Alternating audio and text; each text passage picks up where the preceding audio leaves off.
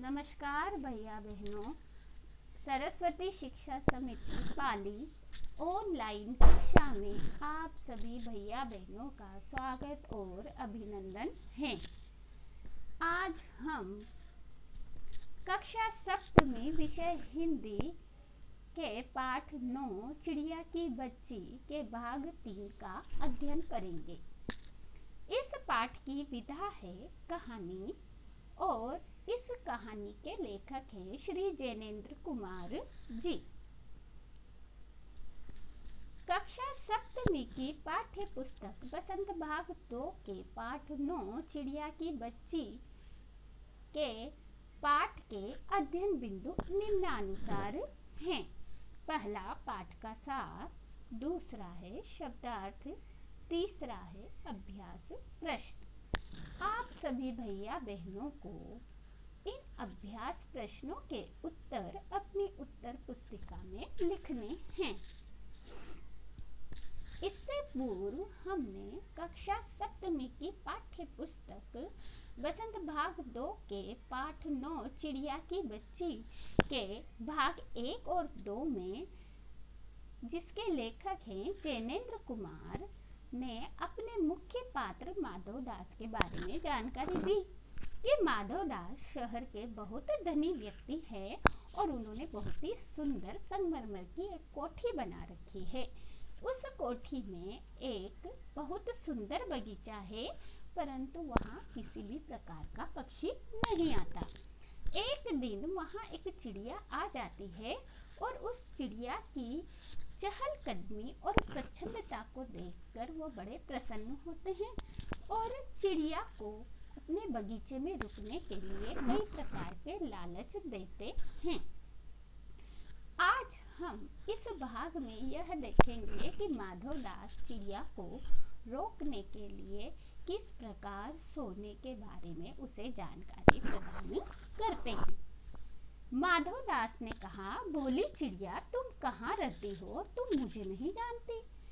जब माधव दास अपने बारे में चिड़िया से पूछते हैं तो चिड़िया कहती, मैं आपको नहीं जानती हूँ। तब माधव दास कहते हैं कि तुम तो बड़ी भोली हो और पता नहीं तुम कहाँ रहती हो जो मेरे बारे में नहीं जानती।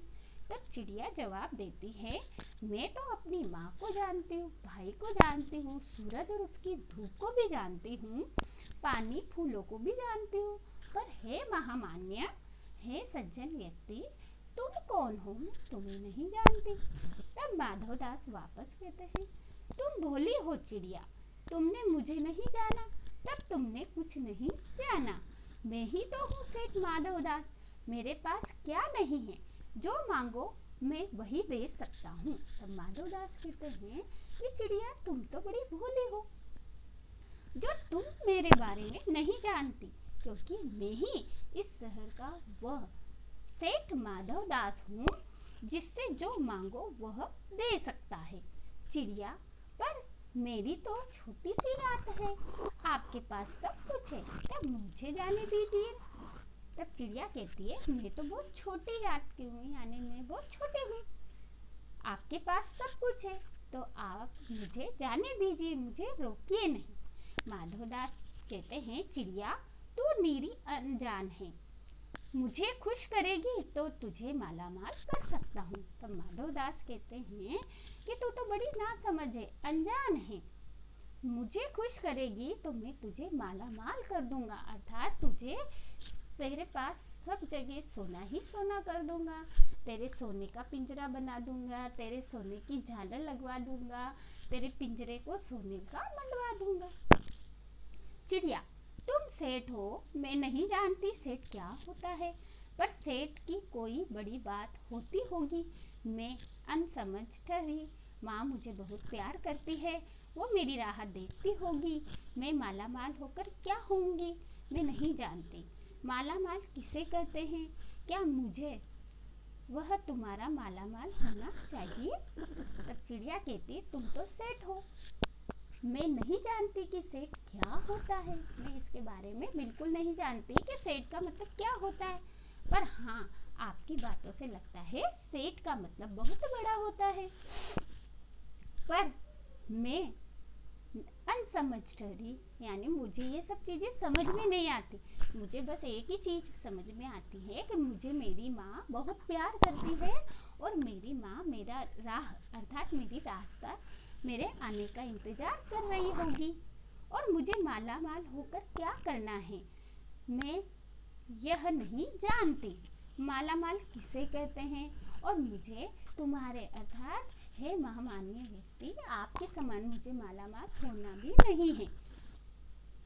सेठ, अरे चिड़िया, तुझे बुद्धि नहीं है, तू सोना नहीं जानती। सोना उसी की जगत को तृष्णा है। वह सोना मेरे पास ढेर का ढेर है। तेरा घर समूचा सोने का होगा। ऐसा पिंजरा बनाऊंगा कि कहीं दुनिया में न होगा। ऐसा कि तू देखते रह जाए, तो उसके भीतर थिरक फुदक कर मुझे खुश करियो। तेरा भाग्य खुल जाएगा। तेरे पानी पीने की कटोरी भी सोने की होगी। तब सेठ वापस चिड़िया को लालच देते हैं और कहते हैं, अरे चिड़िया, तू तो भोली है और तुझमें बिल्कुल भी बुद्धि नहीं है। तू सोने को नहीं जानती, जिसके लिए पूरा संसार इधर से उधर उसकी इच्छा और उसे प्राप्त करने के लिए घूमता रहता है। वह सोना मेरे पास ढेर है, बहुत सारा है। तेरा घर समूचा सोने का होगा। तब माधवदास वापस चिड़िया को कहते हैं कि तू अगर मुझे खुश कर देगी तो तेरा पूरा घर अर्थात तेरा पिंजरा भी सोने का होगा। उसके भीतर तू फुदक फुदक कर मुझे खुश करना, तो तेरा भाग्य खुल जाएगा, तेरी किस्मत ही बदल जाएगी। तेरे पानी पीने की कटोरी भी कैसी होगी, सोने से बनी होगी।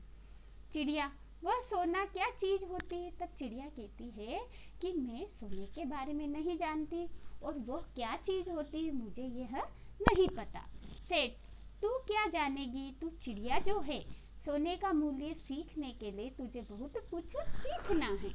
बस यह जान ले कि सेठ माधवदास तुझसे बात कर रहा है, जिससे मैं बात तक कर लेता हूँ उसकी किस्मत खुल जाती है। तू अभी जग का हाल नहीं जानती। मेरी कोठियों पर कोठियां हैं और बगीचे पर बगीचे हैं। तब सेठ माधवदास चिड़िया को सोने का महत्व बताते हैं और कहते हैं, तू क्या जानेगी? तू चिड़िया जो है, तू इस सोने के महत्व को क्या जानेगी? तू तो एक पक्षी है, चिड़िया है। सोने का मूल्य सीखने के लिए तुझे बहुत कुछ सीखना है और सोने की कीमत जानने के लिए चिड़िया तुझे अभी जीवन में बहुत कुछ सीखना है। बस अब तू यह जान ले कि सेठ माधवदास तुझसे बात कर रहा है।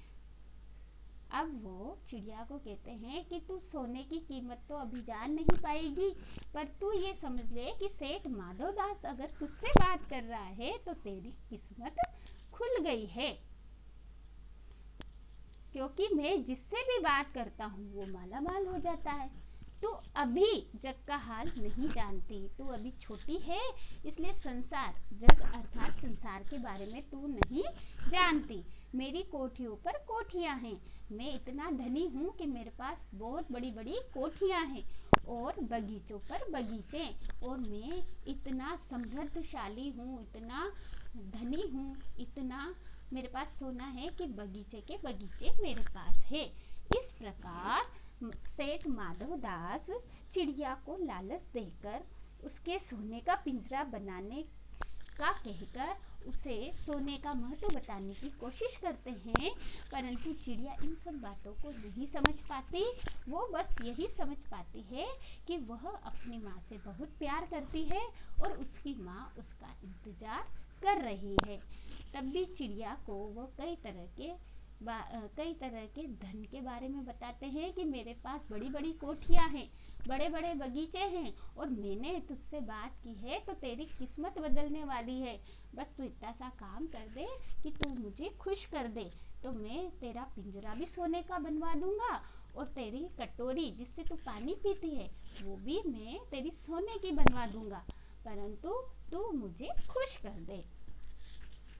इस भाग के शब्दार्थ इस प्रकार से हैं। पहला जग अर्थात संसार, दूसरा है तृष्णा अर्थात इच्छा। इस भाग के अभ्यास प्रश्न निम्नानुसार हैं, जिनके उत्तर आप सभी भैया बहनों को उत्तर पुस्तिका भाषा में लिखने हैं। प्रश्न नंबर 1, चिड़िया किसको किसको जानती है? प्रश्न नंबर 2, जो मांगो मैं वही दे सकता हूँ, यह वाक्य किसके हैं और वो किससे बात कर रहे हैं? प्रश्न नंबर 3, माधव दास के अनुसार चिड़िया किसके बारे में नहीं जानती है? प्रश्न नंबर 4, माधव दास ने चिड़िया के पिंजरे के बारे में क्या कहा था? प्रश्न नंबर 5, किसका चित्त चिड़िया से प्रसन्न होता है? धन्यवाद।